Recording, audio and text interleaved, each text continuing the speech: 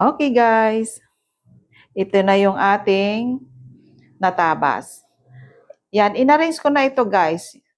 Inuna natin yung interfacing na may nakadikit na lining, sumunod yung lining na isa pa, then ito yung panlabas. Ready na for tahi ito guys, para isa lang na natin. On muna natin yung ating mahiwagang machine. Kaya nga sa pagtatahi guys, enjoy mo lang yung pagtatahi. Huwag maging seryoso. Yan. Okay. Tahiin muna natin yung laylayan. Fast forward muna natin guys, para hindi naman humaba yung video natin. Natutuwa talaga akong panoorin yung sarili ko habang nagtatahi. Masyadong seryoso yung aking mukha.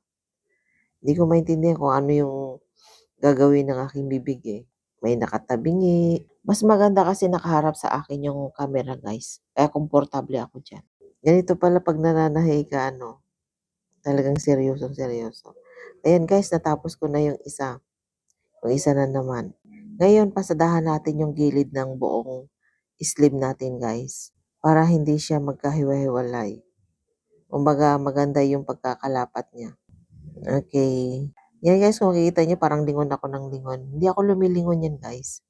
Sadyang nilalagay ko lang yung mga clip natin. Kasi hindi na ako gumamit talaga ng pin. Iniiwasan kong gumamit ng pin. Masyadong delikado guys yung pin eh. Maraming tusok talaga abutin mo. Baka mamaya titano ang abutin mo. Kaya ayoko talagang gumamit ng pin kung maaari. Nagamit lang ako kapag naglalagay ako o nagsusukat ako sa mannequin. Pero sa mga tahi, kung maaari talaga, ito yung aking ginagamit. Sanayan lang yan guys. Maganda naman ang kapit niya sa damit. Okay, tapos na nating napasadahan yung gilid ng ating sleeve guys. Nilagyan ko na rin ng mga pleats guys. Bali, ang nilagay natin dito ay 12. Kada sleeve ay 12 yung pleat niya. Harapan niya, 6-6. Ito guys, double check na rin natin yung ating design kung tama rin dun sa kabila.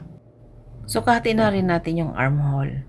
Bali yung armhole natin dito guys, 19 to 20. Size large. Ngayon guys, pakita ko na rin sa inyo kung paano ko tinahi yung kanyang gilid ng kanyang armhole. Ito guys, hindi ako gumamit ng overlock o edging. Ang ginawa ko sa pagtatahi dito ay baliktaran para matago yung tahi niya. Din dito sa kanyang laylayan, tinago ko rin yung tahi niya. Okay guys.